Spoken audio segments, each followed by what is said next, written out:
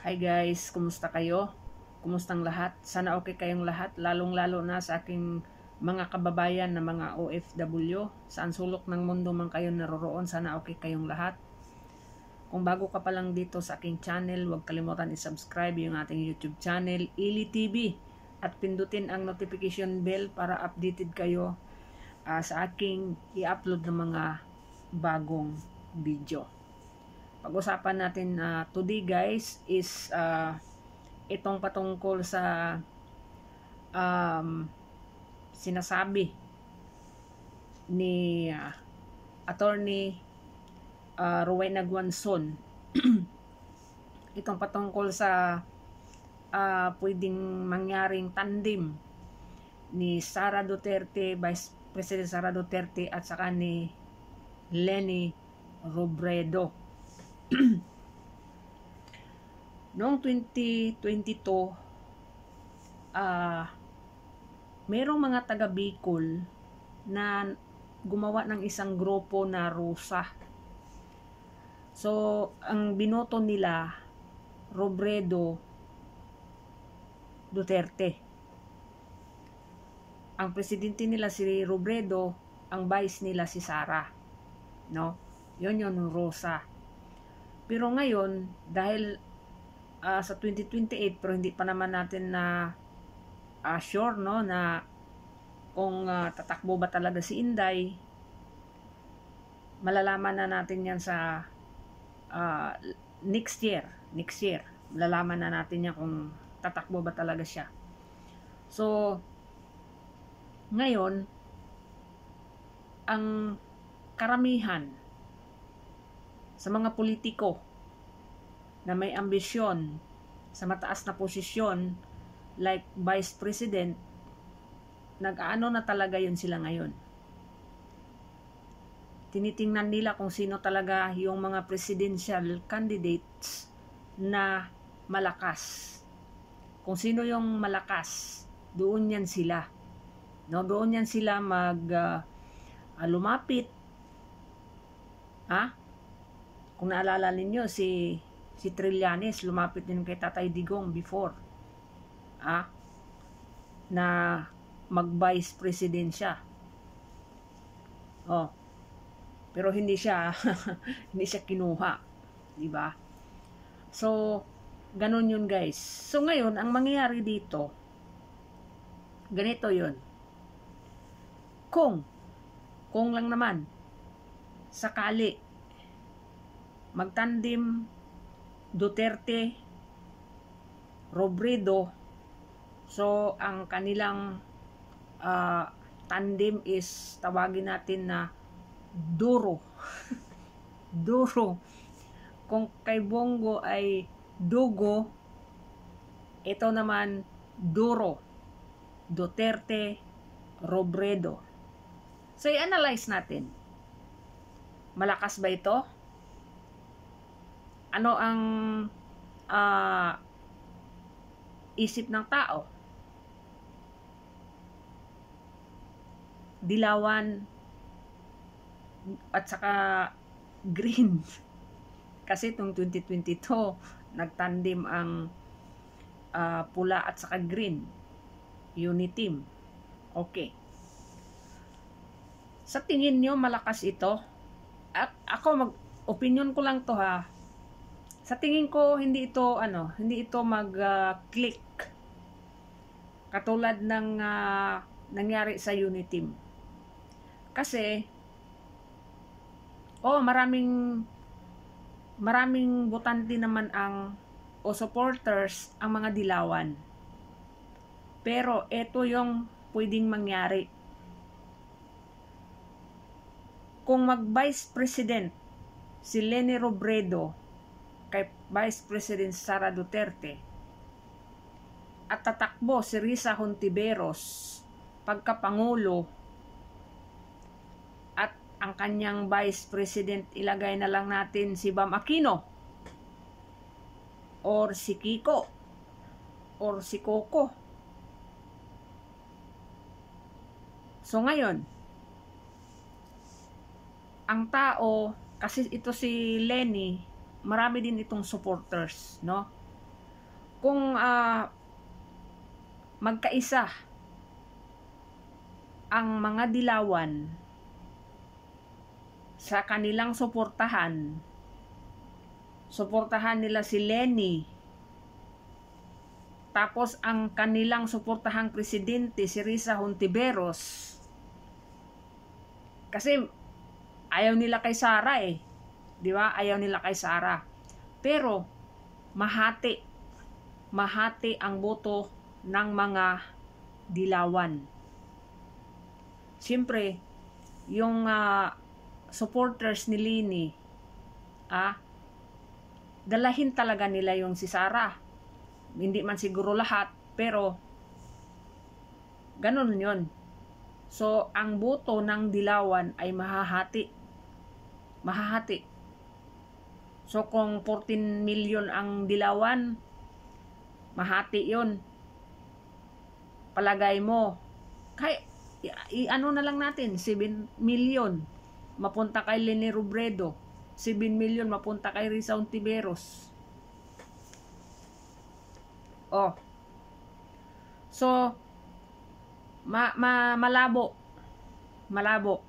kasi ang supporters talaga ni Sara solid yan, solid.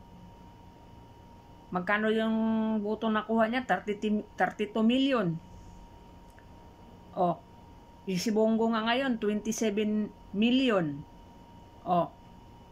Yun yung mga solid yun na mga DDS. Bongo pa lang yan, 27 million. Ano pa nga yun meron pang mga overvotes. Ang laki ng overvotes. Ilang million yung overvotes, di ba? Kung hindi napunta doon sa overvotes, hindi lang 27 million ang makuha ni Bongo, di ba? Ganon karami ang mga solid DDS. Ngayon, kung tatakbo ang dalawang babae na ito sa dilawan, mahati talaga yung boto. Kasi siyempre yung mga supporters ni Leni, idadalhin nila si Sara. May dati ng solid supporter si Vice President Sara. So madagdagan pa yung 32 million niya. Kasi noong 2022 hindi talaga diyan binoto ng dilawan. Kasi kalaban naman yung dilawan. Di ba? Pero kung magtandem si Leni at saka si Sara, siyempre dadalhin si Sara ng mga ibang dilawan. So yung solid ni supporters ni Sara, madagdagan pa yun. So lalong mag-landslide si Vice President Sara. Di ba? Sa mga solid DDS, walang makuha si Risa Hontiveros dyan. Walang makukuha si Risa Hontiveros. At yung mga iba pang mga dilawan, walang makuhang DDS na supporters. Diyan lang talaga sila umikot sa mga dilawan. Sa mga dilawan lang talaga sila. Di ba? Kasi ang mga relihiyon, wala. Solid DDS yan. Solid DDS yan. Yung Iglesia ni Cristo, yung POGC, solid Duterte yan. At saka yung iba pang mga maliliit na mga relihiyon. So ngayon, sa Katoliko, karamihang Katoliko, ilagay mo na lang yung mga dilawan, di ba? Wala pa rin. No? So, malabo si kahit magtandem pa si Sara at saka si Leni, malabo kasi kahit pa sabihin ni Inday na iboto ninyo si Leni, kasi example magtandem sila, hindi pa rin kasi marami ding galit sa dilawan o mga solid Duterte, wala, hindi yan iboto. Maghanap yan ng ibang vice presidente. Di ba? Kung mayroong mga independent na tumakbo. Di ba? Siyempre, ang PDP laban, mayroon talagang tatakbo dyan na vice presidente. Kailangan naman yung dilawan ng iboto. Siyempre, yung PDP laban ng iboto ng mga DDS. Wala, karambula talaga to. Kung mangyari, kaya malabo yun, malabo. Kahit ano mong analyze, malabo. Si Sara manalo, pero yung kung si Leni ang makipagtandim, hindi manalo yan. At saka, nakita na kasi ng mga solid Duterte na sa panahon ng 2016, ano bang ginawa ni Leni Robredo kay Digong? Yan nga yung nagre-report dun sa Amerika. Parte dyan sa mga na-ijiki na yan ng ilang thousand ba yung tinegi di umano ng Duterte administrasyon noong panahon nila. Diba? Grabe din ang pag-criticize ni Leni Robredo sa kanyang partner. Diba? Oh. So, wala. Ipa-impeach nga sana yan nung marami ngang mga dyan na impeach. Pero dahil nga si Tatay Digong, stop it. Yun lang. Wala na, hindi na sila yung mga congressman, kung sino man yung gustong doon na i-impeach. Wala. Kasi, yung presidente, strong. No? Hindi ba? No, pinabayaan lang niyo yung mga yung busy niya na sige criticize sa kanya. Bayaan ninyo yan. Di ba? May napala ba? May napala ba? Wala. Tapos ngayon, sabihin nila na magtandem, malabo yan, malabo. Malabo pa sa yan. Wala.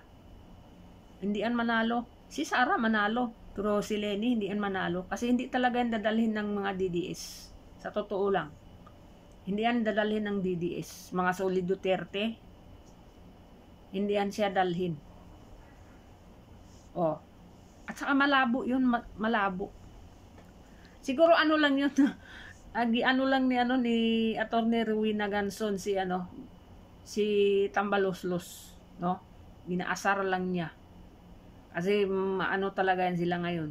Mainit talaga ang dugo ni Rowena Ganson diyan kay Tambaloslos. Dahil doon sa, di ba? Pareho yan sila.